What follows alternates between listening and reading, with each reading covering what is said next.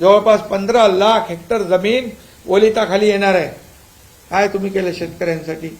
Marathwada water grid तुम्ही भासणात गुंडाळलं, ते आता आम्ही सुरू करतोय. जलयुक्त शिवार सारखी चांगली शेतकऱ्यांची वरदान ठरणारी योजना तुम्ही बंद केली. देवेंद्रजींच्या काळात चालू होती, ती आम्ही आल्या सरकार आमचं आल्या आम्ही चालू केली. तुम्ही सगळे प्रकल्प बंद केले. मेट्रो पासून सगळं काम बंद केलं. समृद्धीपासून सगळं या अटल सेतूमध्ये दांडा घालून ठेवला. काय काय केलं नाही तुम्ही? हे सगळे प्रकल्प आम्ही सुरू केले आणि आज सगळीकडे योजना, महिलांसाठी योजना असतील, युवकांसाठी असतील, शेतकऱ्यांसाठी असतील, वरिष्ठ ज्येष्ठांसाठी असतील, हे सगळे किती प्रकल्प शासन आपल्या दारी. कधी झालं होतं? कधी कुणाला शासनाचे लाभ कंटाळून कटकट करून सोडून देत होते लोक? आज शासन आपल्या दारीच्या माध्यमातून कोट्यावधी लोकांना जवळपास